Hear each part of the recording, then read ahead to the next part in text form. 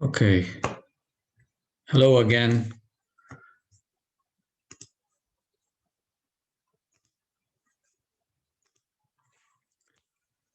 This class, we're going to continue talking about subroutines. We started doing so last time. We covered most of it.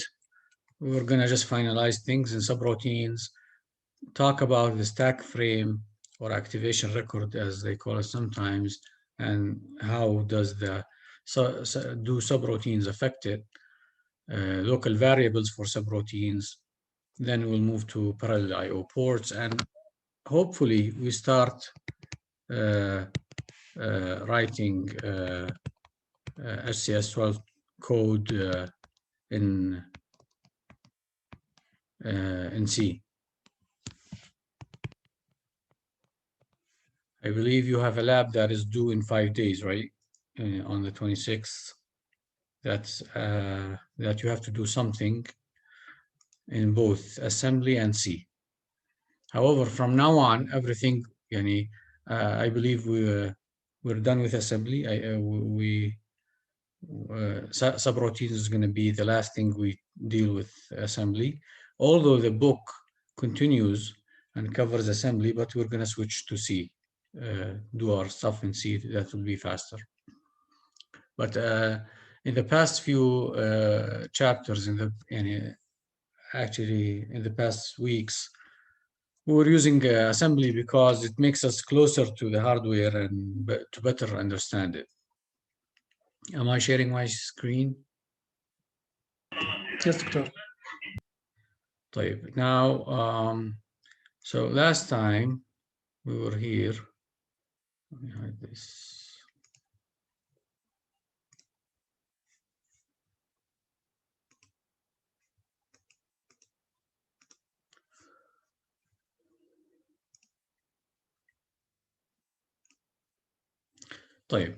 Last time we talked about what is a subroutine. It is a piece of code that is executed out of order than the normal program execution. We know that the normal program execution goes like this. The program counter points to an instruction, fetch, decode, executed. Then the program counter, after the first fetch, will increment to point to the next instruction, keep doing that until the program counter is directed elsewhere through a branch, for example. A branch to subroutine is a kind of branch, but that saves the branch of subroutine is like a branch that makes the program counter go point somewhere else, which means give a new value to the program counter. However, before affecting the value of the program counter, the previous value of the program counter is stored in memory in the stack particularly. And I explained that in detail last time. You can go back to the recording of last time if you want to see it. You go execute some code somewhere else. When you're done with your code, you want to go back where you were before branching to the subroutine. You do a return from subroutine. This will extract the value, the new value of the program counter, which is stored in the top of the stack. Okay. It will restore it back to the stack pointer, to the program counter, making the program counter go back to where it was before branching. Okay. So clearly the subroutine uses the stack. Okay, so a branch will reserve 2 locations, store the program counter in these 2 locations. The return will pull the top of stack, give it to the program counter, then empty these 2 locations.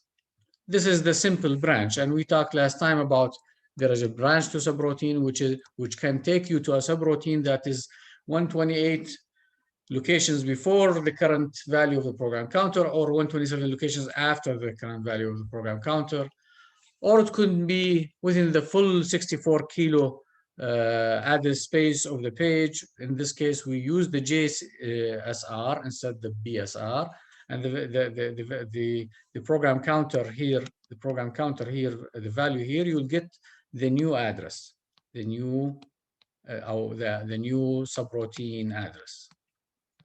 It will take address.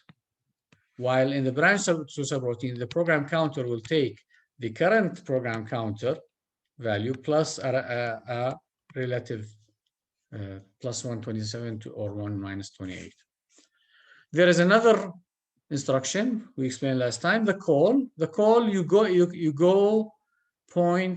go fetch an instruction from a different page out of the 64K space. You go to a different page, another 64K space. In this case, you change the value of the program counter and the P page register. Okay. The return from subroutine will bring you back the previous value of the program counter. The return from call will bring you back the value of the program counter and the previous P page register. Example. We already did examples and ran it. The delay function, the delay subroutine we used in our blinking program was an example. And we stopped here last time. So how do we pass values or variables or data to our subroutine? How do we do that? Yani, you all know C programming, right? How do you pass values from the main function in C to another function you want to call? How do you pass data to the function to process it?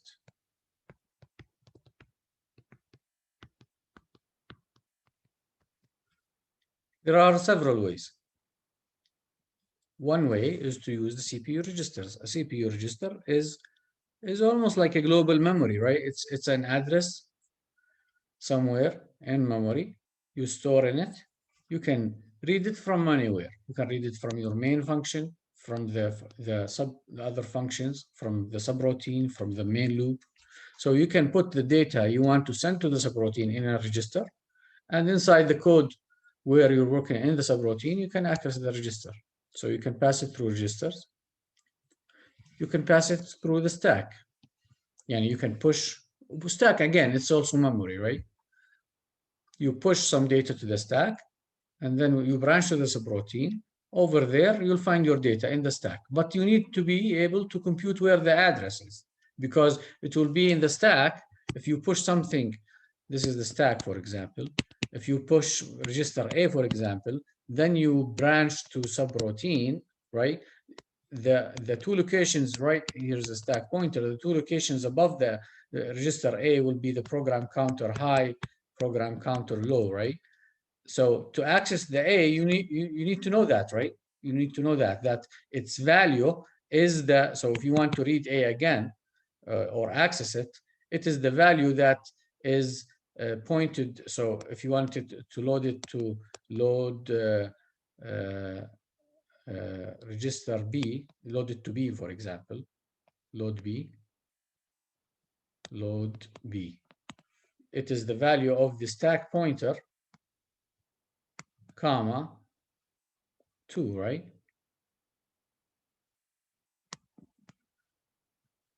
Right, so +1 +2, yes.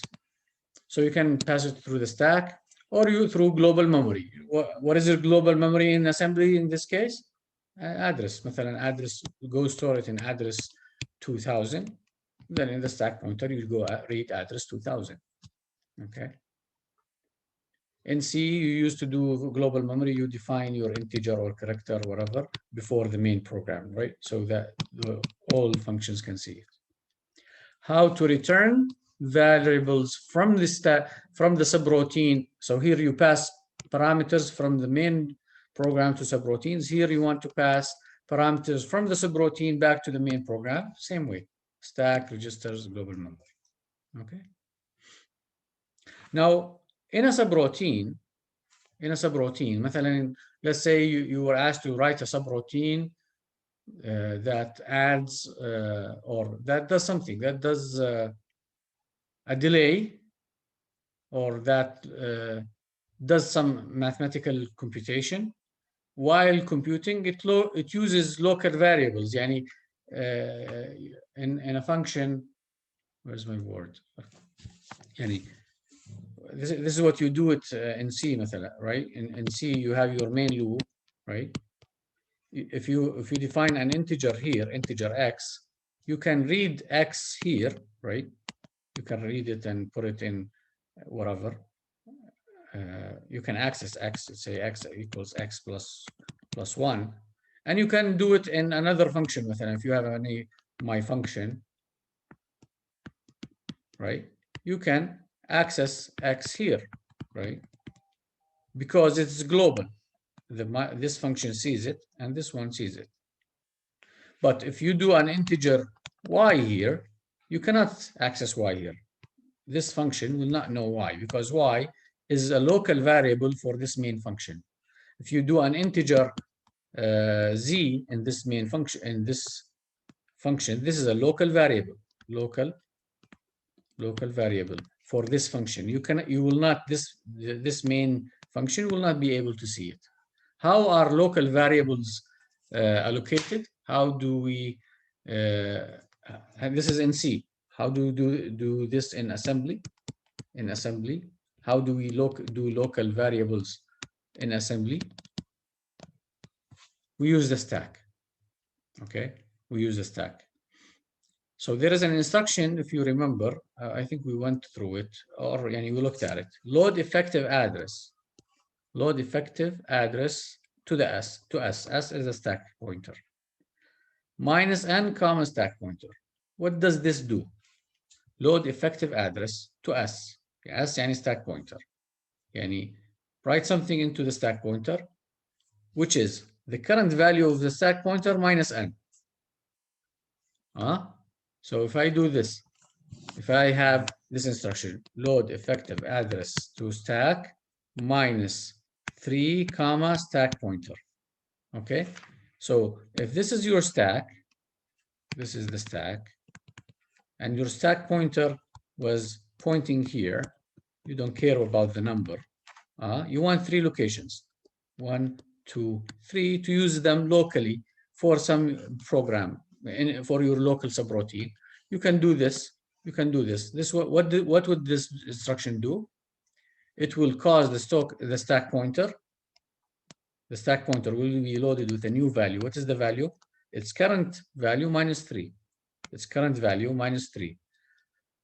Okay. Here we didn't say load to S. We said load effective address. So we will not go to where the stack pointer is pointing and get this. No, we'll get this address. For example, this address, which is مثلا 2000.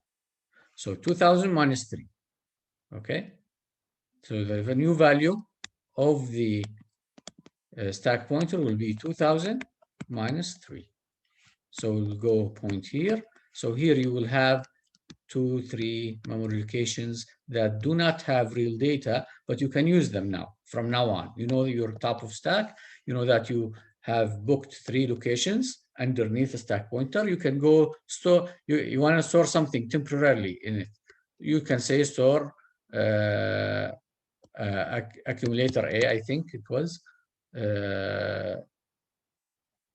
at the first memory location underneath me, which is 1 comma stack pointer.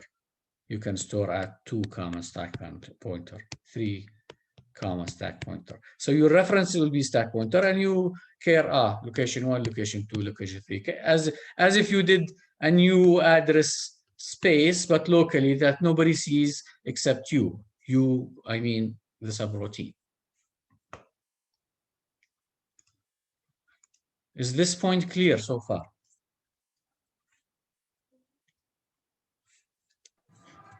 Yes, doctor.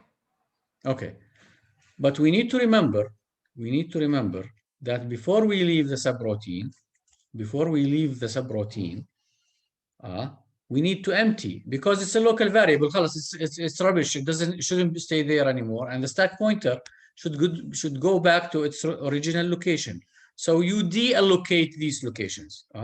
So you go, and when you're done, you load effective address to the stack pointer.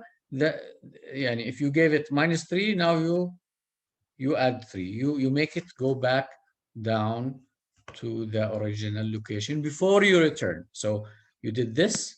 Now you allocate it. When you're done, you do this. You load effective address to stack 3 comma stack pointer. Then if you're done, you return from subroutine. Okay. Because if you didn't do this and you did the return from subroutine here, you will not return to the right place, right? Can you tell me why? If I forget to deallocate the local variables and do a return, RTS, what will happen? I'm waiting until I hear an answer. باخذ اخر قيمه من اخر قيمه تخزنت بالستاك ميموري اللي هي بتكون عندي مخزنها من The local variables, right? Because the RTS will take the top 2 locations in the stack and store them in the program counter. Now the program counter will go to a memory location that you just got from the top of stack. If your top of stack is wrong, because you stored local variables and you do not remove them, you will return to a new location that is wrong. Okay? Okay. How do we save to the stack? We said there are instructions like push X, push Y, push D. You push registers. How do you read them? What does a push do? We explained this when we did the stack, right? And we did an example. A push allocates 2 locations and serves, right? A push allocates. If your stack pointer was here, a push will make the stack pointer decrement. مثلا X is 16-bit here, so 2 locations. So stack pointer will point here, which means what we did is stack pointer equals stack pointer minus 2. Then it takes X and saves it here, X high, X low, right? If we push A, we'll reserve 1 location. A pull will do the opposite.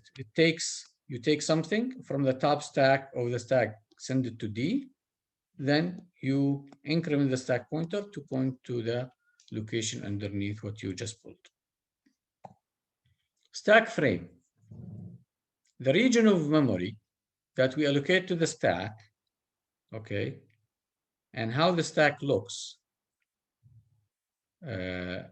after passing the incoming parameters from a subroutine, okay, and what is passed when a subroutine happens is called the stack frame, and how you allocate local variables and everything. Sometimes they call it the activation record. So a stack frame would usually look like this. You want to pass parameters to the stack. So first, here's your main loop, your main program, main assembly program. Here you do things. Now you want to branch to subroutine, but my subroutine. But before you branch, you want to pass a variable. So what do? You can put it somewhere or put it in a register, or you can just push it. Push X, for example. It will save it to the stack. Push X, if the stack pointer was pointing here before the branching, the push X will book 2 locations here and store X in it. These are in the incoming parameters. Then this is executed. The program counter, of course, is pointing here. Then it will move to here. Then while this is executing, the program counter is pointing to this instruction that I don't know what it is here. طيب, a branch to subroutine will cause the program counter before branching to be saved to the stack. So the return address is the value of this program counter pointing to the next instruction to be executed is stored here. Also 2 locations, صح؟ لأن 16 bit. But here it shows 2 locations. Now here we have program counter high, program counter low. Okay. Now usually what you do if you're writing assembly, even in C, when the code is compiled and converted to machine language, you're going to use registers. And we only have these, the registers, you can count on your fingers, right? They are register D, register X, A, B, Y. That's it, right? So to do any operation, a mathematical operation, logical operation, you'll need to use a register D, A, B, whatever, right? So you need them. You cannot override them if they have previous values here. For example, D, for example, here has a value. You cannot override it. So it is recommended when you branch to my subroutine, if this is my subroutine, any register that you're going to use, the first thing you do is you save it. The first thing you do, you save it when you enter the subroutine. مثلا, I want to use register X to D, A to B, A and B. I push A, push B. I do my work. Before I'm done, when I'm done, I pull them back in the reverse order, right? So I pull B, pull A. Then you continue, return. So these are the saved registers. Usually you do them the first thing before, after entering your subroutine. Then the local variables. The local variables local variables mean that the memory locations that you are going to use them temporarily inside your subroutine, and you don't want other subroutines, the main function or the main program loop to know about their addresses or access them. They are local to this subroutine. So you can book them. So here, if I want 10 locations, for example, here, 10 locations, I do load effective address to stack pointer minus 10 comma stack pointer, right? I do my work. When I'm done, I do this in the same order. So I deallocate before pulling B and A, right? I deallocate. So I do my work, and then deallocate effective address 10 comma stack pointer. So the resulting stack pointer would look like this. I'm not going to keep asking. If you have any questions, just stop me. So this is an example of an activation record. D is loaded with 1, 2, 3, 4. Then D is push D, 1, 2, 3, 4. So, well, here it is, these 1, 2, 3, 4 are 2 locations, right? If I ask you to write the address next to each memory location, you need to write them down, right? You need to split them into bytes. هذول 1 byte, 2 byte. ماشي. So you push the D register, for the purpose of passing it to the subroutine. Then here you pushed X, here's X. Then you jump to subroutine. This means a jump that the subroutine is in the memory, in the program memory, further more than 127 locations after or 128 locations before the current value of the program counter. Okay, more. If it's more, you jump, you don't branch. ماشي? To my subroutine. This will cause the program counter to be saved, which is the return address. Also, this books 2 locations. 2 locations, 2 locations, 2 locations. Then here, when you enter the subroutine, you want to save the registers, you push all the registers, D, X, Y, right? You push D, which was 1, 2, 3, 4. You push X and you push Y. Well, Y, I don't know its value right now, so we put Y here. Then you want to allocate 10 memory locations for local variables. You load effective address minus 10, and you got these 10 minus 10. This is the stack frame for this this subroutine. Okay. Now, when you end your subroutine here, down here, you need to reverse everything you did here.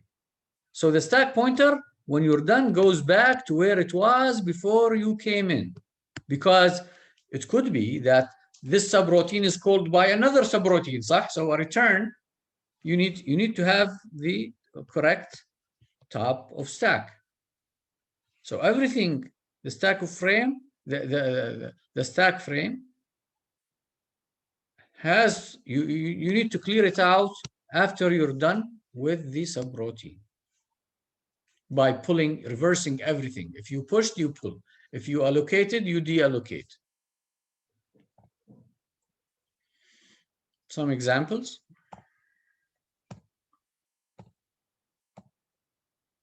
This is what we're doing, right? Local variables, stack point, whatever. A subroutine, an example. We did this delay, right? We did some delay. We worked on delay loops. Now, if the delay loop, you want to keep using it over and over again, you can put it, call it delay 100 millisecond, colon, then you can start, say, jump to subroutine, delay blah blah blah 100 millisecond, and here you return. So you return here after done. We actually wrote this example a long time ago.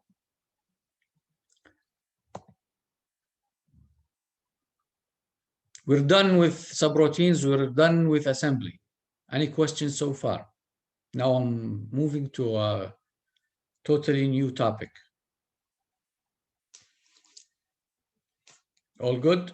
Do you want to take a quiz? All good. Do you want to take a quiz?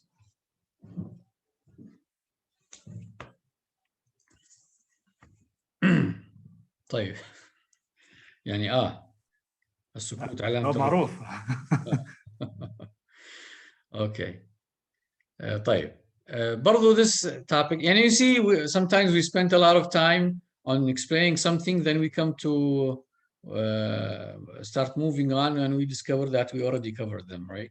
So when we talk, now we're going to start with parallel I/O. We already used I/O already, and we used port B, we used port H, and we have an idea what, but systematically we're going to cover them today. So let me go to my board, then we come back to the slides if we need. So we're going to talk about parallel input, output ports. First of the thing, why do they call them parallel? Because in the past they were used for communication, particularly parallel communication. So you used to have a computer here, مثلا a microcontroller unit 1 that wants to communicate with microcontroller unit 2. We have ports. Ports are interfaces with the outside world, connecting the controller with outside world. Okay, so they translate into pins. Okay, 1, 2, 3, 4, 5, 6, 7, 8. Usually every 8 pins, every 8 bits are grouped together because they will need 8 bits in memory to control them, and 8 bits is a byte. So it makes more sense to group every 8 pins rather than every 5 or 6, right? Because we're dealing with bytes. So usually every 8 pins, a port is 8 bits and has 8 pins. So you can get مثلا something, a controller, and get ports are usually named by, through a letter, port A, port B, port C, whatever. So مثلا for port B from here and port B from here. Okay, and you get these 8 pins, you connect them together. You connect them together, and you do the timing thing. You write something here, 1, 1, 0, 1, 1, 1, 0. And when I say I want to write a 1 to a pin, this is port B 0, port B 0. If I write a 1, this is equivalent to connecting internally this to the voltage source, to VCC. If your voltage source was 5 volt, then you're connecting this to 5 volt. This would translate into a 1. If you want to write a 0, this means that this is a model that you are connecting it to ground internally. Okay? So if you get a multimeter or a scope here, you'll see 5 volts or 0 volt. Okay. So if you want to pass 1, 0, 1, 0, 1, 0, you write it down, you wait for a while. This guy will read the register that stored the data on it. So if you have 5 volt here, you have 5 volt here. This is ground, right? having that, we have a common ground.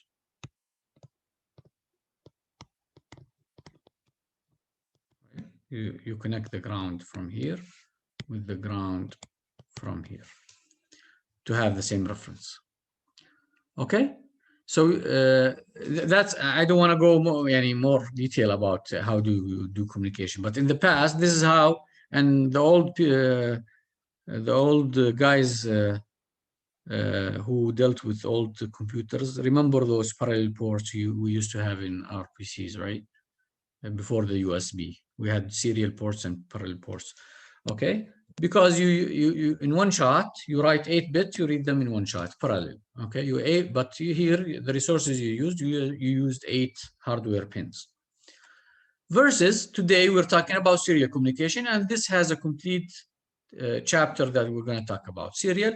In serial, you only have one line moving data, one after another, 1 0 1 1 0 1. So a 1 will move first, then a 0 followed with a 1, followed with a 1, with a 0, with a 1, with some control bits that control this flow and timing. It is slower, but it saves resources. We'll talk about this when we talk about serial communication. Now, these parallel ports, or I/O ports today, we call them, if you want, but sometimes, mistakenly, anybody can say a parallel port. We don't mean it by it. We're talking about communication. We're talking about a port that you can use to interface input or output devices. Okay. Any port can be digital or analog. Okay. By default, if I don't mention digital or analog and say port, I/O port, we're talking about digital. Okay, we're talking about digital. What does digital mean? It means that I can write a 1 or a 0. That's it. 5 volt, ground. ماشي? Analog, when we talk about analog, we say analog port. And we say, when we ever say analog port, we're talking about A to D, analog to digital conversion. Okay, we'll come to A to D later. A to D, because to read an analog value, a 1 bit will not be enough to describe it, right? A 5 volt is a 1, a 0 volt is a 0. What about 2.5 volt? We need more digits, huh? So there should be something that can translate digital analog value to digital number, but digital number cannot be 1 digit. ماشي? This is a whole topic we're going to talk about in A to D, when we talk about A to D. Then in this class material we're talking about today, we're talking about digital ports, digital I/O ports. ماشي? And when we talk about digital 0 1, a 1 always represents the voltage source and 0 represents the ground. Okay? And we're talking about voltage. Voltage. Here, the same voltage. What is the digital value? The value of the voltage put on this pin. It's going to be translated into a digital number or an analog number. An analog value of voltage will be represented in digital numbers with a wider range, not 0 1, wider range. So we're talking about voltage. طيب. Any parallel port, we said they're usually grouped into groups of 8 because they are controlled through memory locations, through registers. ماشي? Registers. I/O registers. And usually every port, let's say we have port A, we have port B, we have port C. ماشي? Usually we use the alphabetic letters. Every microcontroller has a number of ports. Usually, unless sometimes there are exceptions, every port is 8 bits or 8 pins, translate to 8 pins. Every port is controlled through 2 registers.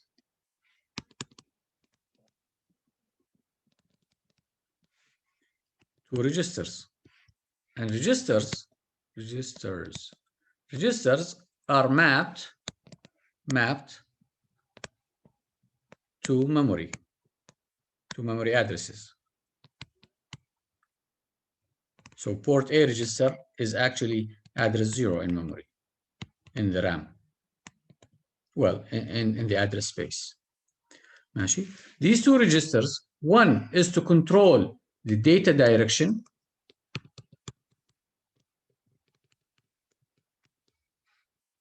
and we call it the data direction register.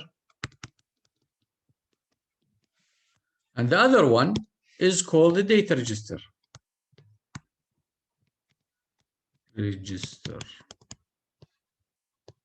ماشي. For port B, the data direction register is called DDRB, data direction register B. And the data register is called port B. And because this is an 8-bit port, this register is 8-bit.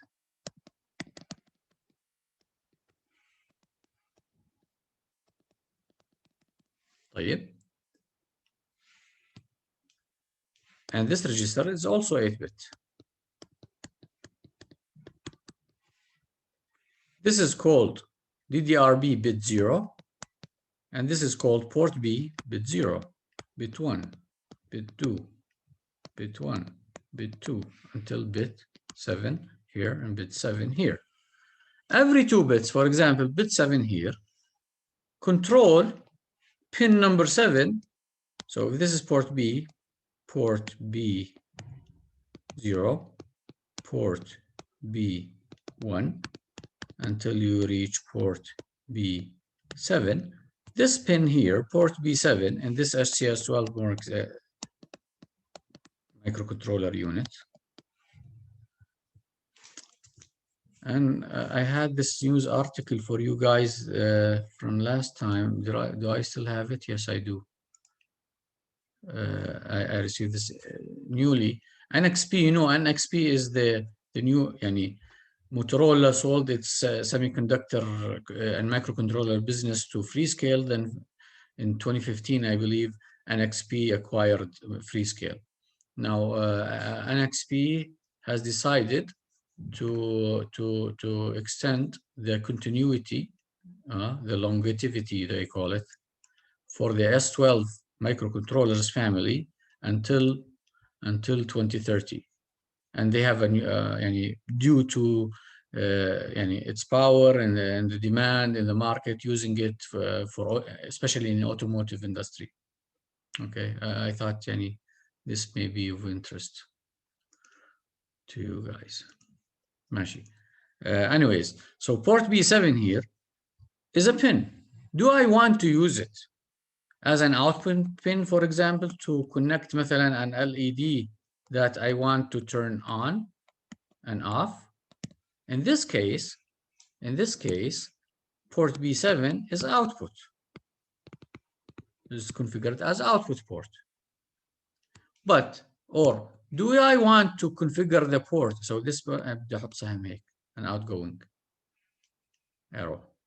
Or do I want this port to read the value of voltage? For example, do I want to put a push button here? Push button, when I push, I detect that the button is pushed. And in this case, مثلا, I can pull this up, this type, this pin of the push button to 5 volts, and here use مثلا a pull down resistor, right? So when the button is not pressed, the voltage is 0, and when the button is pressed, the voltage is 5 volts, right? In this case, I want to detect the voltage. Is it 0 or is it 5 volt? I need to configure this port as an input port. Input pin, input port. I need to read. How do I configure port B0 as input and port B7 as output? I go to the data direction register and go to port B0.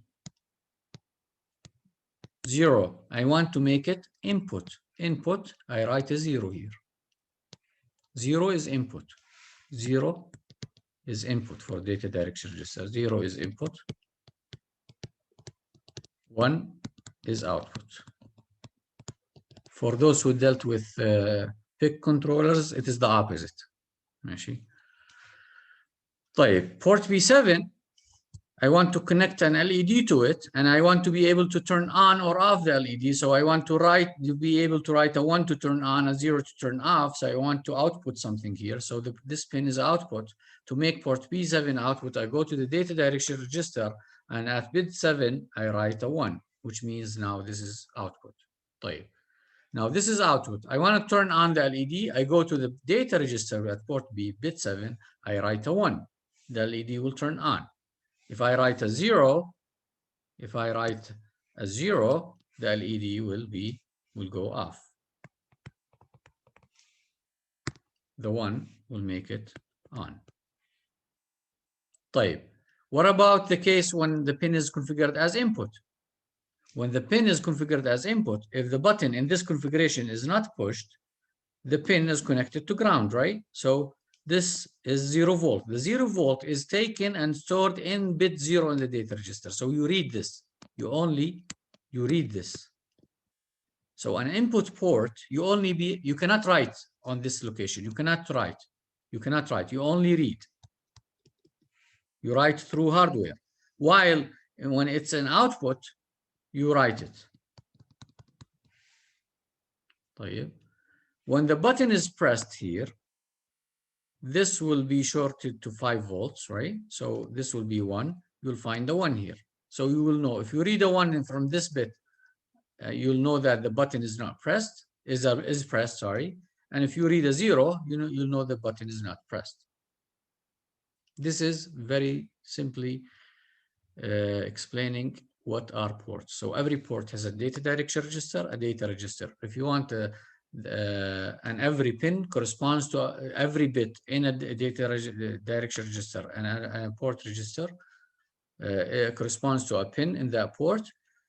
You configure the direction as output or input by writing a 1 or a 0 at the data direction register. Then the data you want to write, you write it in the data register, or the data you read it, you'll find it in the data register.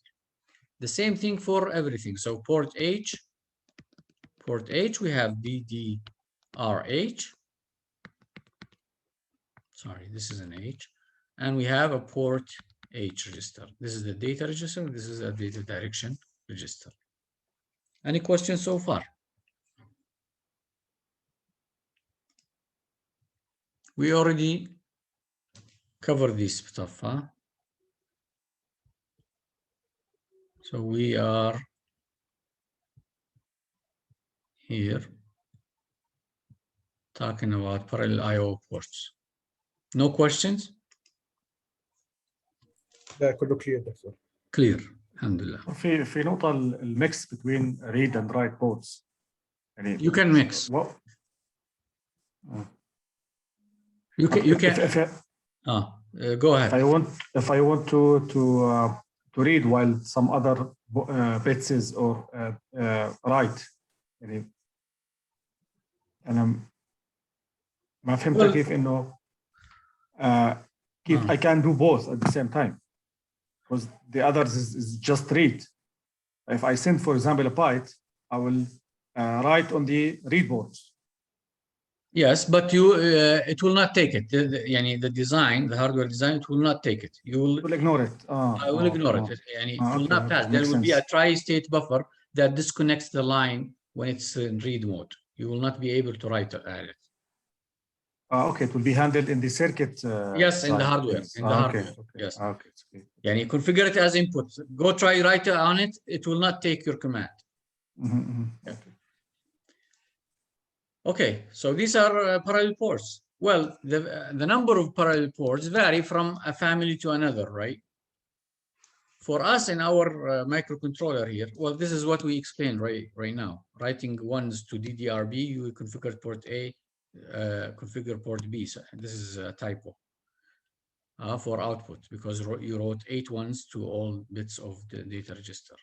Well, in C, we're going to start seeing something like this. DDRB equals 0x FF. 0x in C replaces the $sign in assembly, okay? FF, then you wrote ones in all bits of port B. We'll write a C program, inshallah. I don't know today or early next time, but we're close. So these are the ports we have. We have port A, B, E, H, J, K, M, P, S, T, PAD0 and PAD1. These are special. These are 16 bits, 2 ports, and they are also analog. And these are the analog ports we use for A to D, ماشي? But we can configure them as parallel.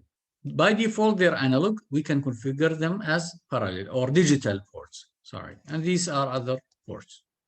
How do we configure port AD as digital? Well, you know, you see this port, this board you guys have right now, the HCS12, they call it the GR board. The push buttons here, you saw the schematic, are connected to port M when we're going to use them. In the old version of the board that I have here, the Mini Dragon Plus and Plus USB, they used to have these push buttons connected to port AD0. But when we did, and that's why I have this note here on the slide, when they had to read the digital pins, they were connected to analog ports. So I needed to show them how to convert this to digital. And this is the question and answer. So to be able, this, you can ignore this USB port and make the question be like this. How do you convert analog pins of PAD0 and PAD1 to digital? By default, they're analog.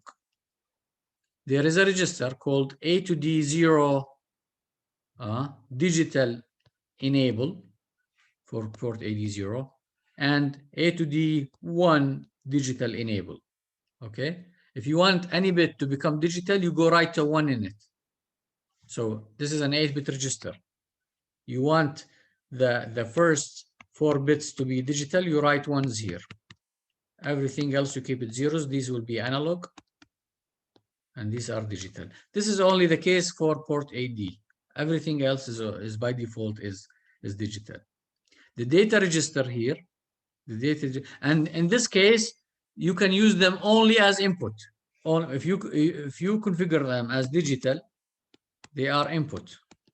ماشي? Only input. You cannot write on them. They're only input. طيب, what is the data register I can read from it? It's called port AD0 for this one, port AD1 for the other one. Well, for us, it's not a problem. We have all these ports, port AD is usually for analog, and unless you're with, you use all your digital ports, you're out of digital ports, so you can do this, but yeah, usually you don't need it. Now, when we talk about ports, they are also usually shared with other functionalities. Is this note here? Multiple functions. I/O usually serve multiple functions. Okay. You can use them as general I/O ports, like with a port B. Usually general. You only write on it, read from it to devices you interface. But for example, port M. Port M. You can use it as general, or it is also used by the PWM module, that when I want to generate PWM. Port S, I believe, or what was it? The serial communication is used by one of these ports, the serial communication asynchronous, which we call SCI, PWM signals, I2C, CAN bus, all use pins among these ports. So the pins usually are shared. You can use them for this functionality or this functionality. Okay, now we know, we have a general idea about what is a parallel port. Now we're going to start talking about interfacing ports. Interfacing ports.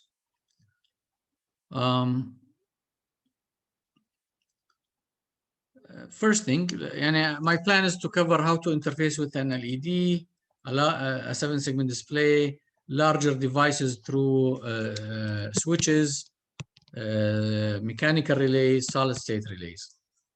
Okay, and we already did some of this, if you remember. And then we write a simple C program to use the ports and move on. For interfacing LEDs, we all know an LED has an anode and a cathode, right? If voltage drop here, you write a 5 volts here and a 0 volt, and if there's a voltage drop here, current flows, and the LED will turn on, right? Now, I can make I can take the cathode and directly connect it to ground, and connect a port to my controller, right? مثلا port B0. If I write a 1, then I put a 5 volt here, it will turn on because the current I will flow, right? Or I write a 0, there will be no voltage drop, then the LED will turn off. And again, we have to use a current limiting resistor to limit the amount of current, because we do not want to pull more than 10 milliamps. 10 milliamps is usually a good number to turn on an LED. If you exceed this number a little, no problem, but if you go to tens of milliamps and more, and you have more than a port, and you saw this practically, and it's in the recording when we turned on LED the first time we used our board. I forgot this resistor. I forgot this resistor, and I pulled a lot of current here, and as a protection by the board, this caused the board to reset. This is a protection, but if there is no protection, you may burn your board, okay? So at all time, try not to pull more than 10 milliamps, 15 milliamps from a pin, a total 80 milliamps from the port, okay? أحمد تفضل. دكتور هسه بالنسبة للبوش بوتون، يعني هي بس مجرد إنه الواحد يعرف البورت وبعديها يحط حسب انه مثلا بي ام 6 يحطها 1، او انه مش يحطها 1 بس هي بتصير 1، واذا عمل مثلا كومبير او شيء زي هيك وعمل اكسكيوشن لشيء معين بيشتغل هيك وبس. You're talking about the push buttons on your board, right? Yes. طيب. Can you remind me, when I come to push buttons, because I want to open the schematic and show you how the schematic is connecting the push buttons. No, it's not directly. There's something in the hardware you need to do. You need to pull them to pull them up, because there is no pull-up resistor there. In this board you have. In the previous board they had, but I'll show you how. Okay, but remind me when I talk about push buttons, please. لأنه I tried it, but يعني كان you need a يشتغل pull-up على resistor. التاتش. You need a pull-up resistor. I'll show you in the schematic. Let me finish the LEDs. Okay, you can connect the LED like this, or you can connect it like this. You can connect the cathode to port B6 مثلا, and this is directly to the voltage source. To turn on the LED here, you write a 0, right? If you write a 1, it will turn it off. صح? طيب, what is the value of the resistor? I don't want to pull more than 10 milliamps, or go look at the schematic. Is this clear? Is this clear? And I copied them from data sheets. This is a curve for I think a red LED. I think this was for a red LED, and this was for a green LED, if I remember well. This is the wavelength of the color. Regardless, every LED has this curve. So if I want to pull up to 10 milliamps, okay, the voltage drop, if this is my LED, across this LED will be something around 2 volts. Okay, so if this is 2 volts, ماشي, what is the value of the resistor? This is 5 volts. If you turn on, this is 5 volts, right? So the current is the same, is 10 milliamps. So the voltage across the resistor is what? 5 minus the voltage across this, which is 2, right? 3 volts. Then the value of resistor 1 is the voltage over the current going through it, right? 5 volts over the current is 10 milliamps مثلا. right? And you have your resistor value. Actually, you need to compute your resistor value. Now, if I want to turn multiple LEDs on, I can do that, but I need to compute my resistor so not to pull a lot of current. The cathode here is you can directly take it to ground and you turn on LEDs or turn them off, but you can choose not to. You can choose not to take it to ground. You can choose to take it to another pin and configure the pin as input. And when you write a 0 to this pin, you are connecting it to ground. If you write a 1 to the pin, you are disconnecting it from ground, which means this pin will behave like what? An enable pin, right? An enable, you're enabling these LEDs or disable. If you write a 0 here, if you write a 1 here, sorry, then whatever you write here, 1, 0, the LEDs are not going to turn on, regardless of what you do here, right? So you made this as an enable. Okay.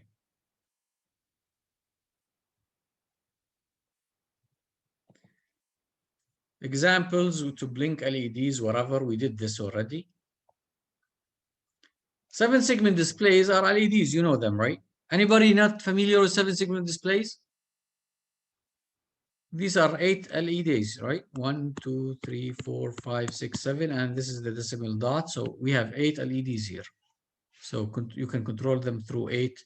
This buffer chip here usually is used as a buffer to protect, and it has its own voltage source. So if this needs more current, instead of taking them from the pin, you can, and they'll be pulled from the, because it's a buffer, you isolate. The chip will provide them. So if 7-segment displays are LEDs, but are ordered in a way that look like number 8. So if I want to show number here on number 4 on this 7-segment display, I turn LED F and G and B and C, right? So I go, if this is port B, I go write 0 here. 0 is connected to A, 0. B will be 1. B2 is what? And if they are like this, 1, 2, 3, 4, 5, 6, 7, 8. This is A, B, C, D, E, F, G, H. Then what you want to turn on is 1, F, and G, 1, and B, and C, right? And everything is zeros. Everything else is zeros. So 0, 0, 0, 1, 0. So you write a what? You write a 0x. 0x is a hexadecimal. 66, right? A 66 will show you a 4 on the 7-segment display. Any questions so far? Of course, as these are LEDs, they are actually these LEDs, but arranged in a way. One of them is like this, one of them is like this, and so to get this shape, their cathode is common. So if their cathode is all collected together, if you take the cathode, connect it to ground, this is a common cathode. If you want, you can take this cathode and connect it to a port right here. If you write a 1, whatever you do here, nothing is going to turn on, right? And there are common anodes sometimes, common anode 7-segment displays. How to deal with 7-segment displays? How to interface with something else other than LEDs with is push buttons here? No, it's not. Ahmed, you have to remind me of push button. Well, I don't know why it's not here. Ahmed, next time remind me of push buttons. Oh well, I dip switches. I don't have it here. Well, weird. Whoever wants to leave can leave, but I want to show the push buttons thing here. Do you mind, or do you prefer next time? خلاص, Ahmed, you have to remind us next time. I'll do it next time. Push buttons, and we'll look at how they are connected to our board. But a short answer for you, if you want to use them, go to port M6 and 5, I think they are. Port M6 and 5, right? 6 and 7. 6 and 7, whatever. Get a resistor, a 1K, 10K resistor, connect it to the pin, and one side, and the other side to the voltage source. So if this is your HCS12, the push button, and if you go to the schematic,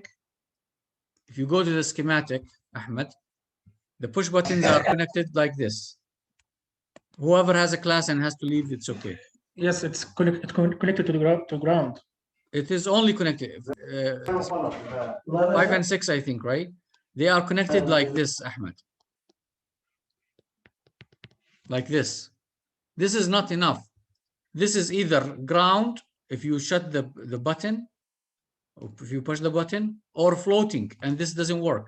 So what you need to go here, bring a resistor, مثلا a 1K, a 10K resistor, connect it to the VCC. So on your board here, get this resistor, find the pin here, PM5 مثلا, or 6, whatever you want. Put one side of the resistor in the pin, and the other side search for a VCC for 5 volts. Now, whenever the button is not pressed, you will read a 1 here because it's high. When the button is pressed, this is shorted to ground, but shorted to ground through a protection resistor. Okay, so no short circuit will happen. Yani, don't go connect this directly. Pushing the button will cause a short circuit. You have to use a resistor. If you push the button, you'll read it. Okay. دكتور انا عملتها بطريقه ثانيه. How? انه برضو اعطيتها فولتج بس ما اعطيتها فولتج من المقاومه والفي سي سي، فكنت مش عارف صراحه قديش قيمه المقاومه حتى احطها وما يصير في عندي شورت، فرحت اعطيتها باور من بورت ثاني مثلا من نفس بورت ام، بس مثلا بت 0 عرفته از اوتبوت، وعملت سيليك بين البي ام 6 مثلا والبي ام 0. بس this is dangerous. اشتغل عندي عادي طبعا. ما هو في protection، بس انت this is dangerous محمد. يعني whatever ان شاء الله 1 volt here، ان شاء الله 1 volt مش 5. This is a short circuit. If there is no resistor here, this is a short circuit. It can burn something. بس هو اصلا ما راح يعطيني يعني التيار العالي لحتى يعمل لي شورت بالحاله هاي. Okay. كان بيقراها عادي وما في مشاكل يعني. ماشي، بس it could cause a problem. اوكي So انا راح اغيرها اصلا. انا a resistor value something from 1K to 10K would be fine. Okay. ان شاء الله دكتور. Okay. Thank you everybody. I think we're starting to move faster. We're going to interface with more than LEDs. We're going to interface with motors, with actuators, using different interfaces, relays, solid state and mechanical. And then we're going to start with interrupts and more complex peripherals. If you have any questions, you may stay until I stop the recording. Thank you very much and see you Monday.